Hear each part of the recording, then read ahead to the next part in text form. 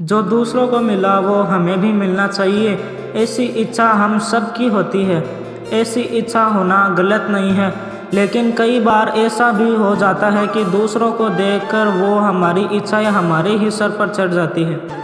और जब ऐसा होता है तो हमें दूसरों से जलन होने लगती है। हम अंदर ही अंदर दूसरों को देखकर खुद को छोटा महसूस कराने लगते हैं और ये सोचते हैं कि जो उनके पास है वो हमें कब मिलेगा। अपनी इच्छाओं को ईर्ष्या बनने से रोकिए। अगर मन में दूसरों के प्रति ईर्ष्या या जलन ज़्यादा होने लगे तो भी कोई बात नहीं, इस पर परेशान मत होइए। हो सकता है आपकी ईर्ष्या आपसे कुछ कहना चाहती है, बस उसे सुनिए और समझिए। इस बात को इस तरह से समझिए, एक बार एक लड़की फ़ोन पर अपनी दोस्त से बात कर रही थी।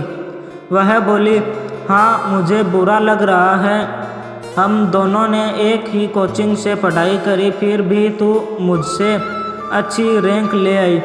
मैं हमेशा तुझसे अच्छी रैंक चाहती थी, पर अपनी मेहनत से तेरा बुरा चाहकर नहीं। उस लड़की के मन में भी अपनी अपनी दोस्त के लिए का भाव था, लेकिन उसने दोस्त के सामने अपनी जलन को बड़ी ही आसानी से जाहिर कर दिया। और अच्छी बात यह थी कि उसके बाद भी दोनों देर तक बातें करते रहे। ईर्ष्या हमारे और फीलिंग्स की तरह ही है, पर हर किसी के माइंड में इसका असर एक सा नहीं होता। कोई दूसरों से जलता है तो उनका बुरा करने की सोचने लगता है, उसके बारे में उल्टी सीधी बातें करने लगता है।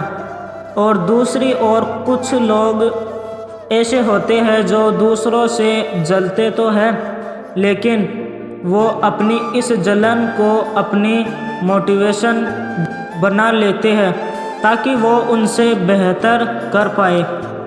उनकी जलन उन्हें कभी भी हारा हुआ महसूस नहीं कराती, बल्कि उनकी जलन उन्हें हर बार दूसरों से बेहतर बनने की प्रेरणा देती है। दूसरों से होने वाली जलन से खुद को दूर कैसे रखें?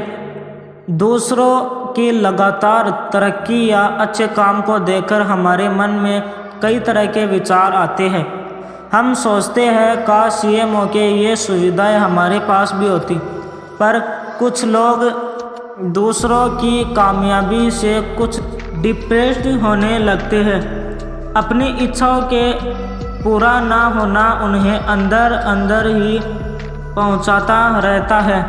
दूसरों से जलन हमारी दबी या छिपी हुई आधी अधूरी इच्छाओं का ही एक रूप है। क्लिनिकल साइकोलॉजी के प्रोफेसर है रॉबर्ट एल लीह कहते हैं, ईर्ष्या का हावी होना हमारी सोच को गलत दिशा पर ले जाता है। हम समझ ही नहीं पाते कि इस फीलिंग की कैद से कैसे बाहर निकले।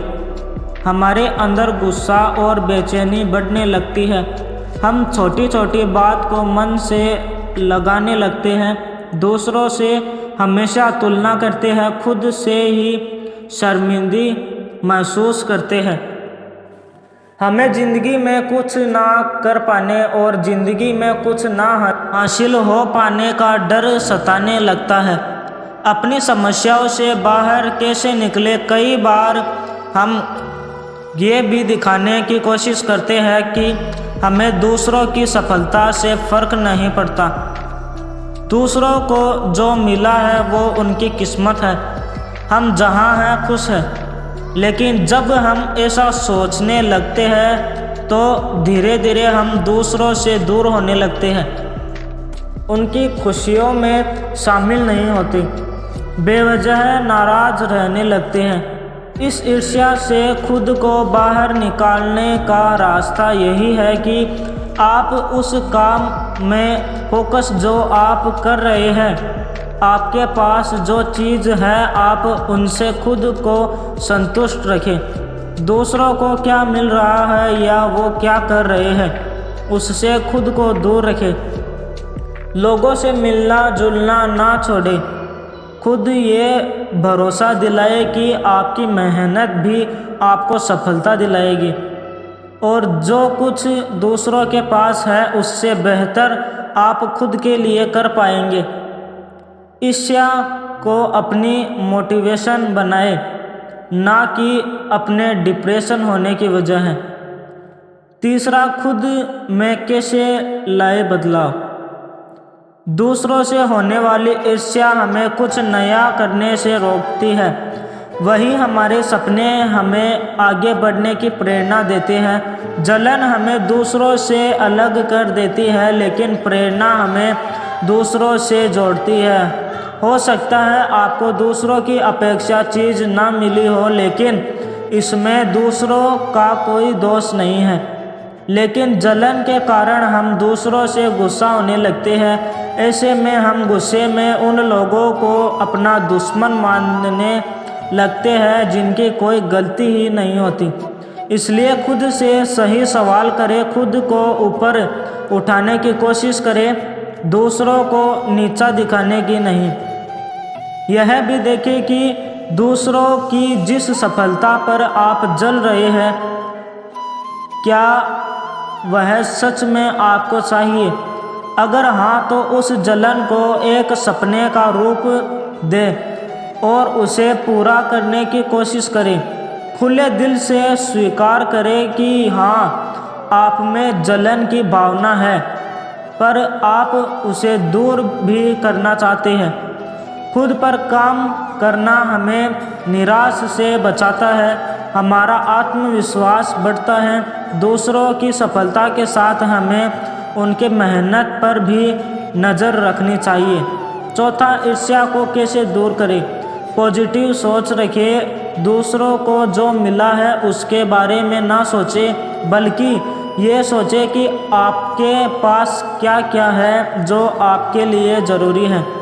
दूसरों से बिना वजह और किसी भी मामले में अपनी तुलना न करें। दूसरों के सफल होने के लिए कितना स्ट्रगल किया है वो भी देखें और उनकी कोशिश को कभी नज़रअंदाज ना करें। ऐसा करने से ही समझ आता है कि सब कुछ बहुत अच्छा या आसान ही नहीं होता।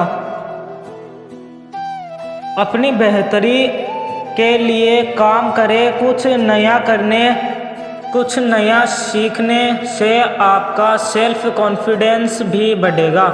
जलन या ईर्ष्या का भाव अगर बढ़ने लगे तो किसी एक्सपर्ट से बात करें और अपने मन को शांत रखने की कोशिश करें। सफल होने का मतलब हर किसी के लिए अलग अलग होता है। आपके जीवन में क्या अच्छा है, इस पर भी ज़रूर ध्यान दें। लोग एक दूसरे से जलते क्यों हैं?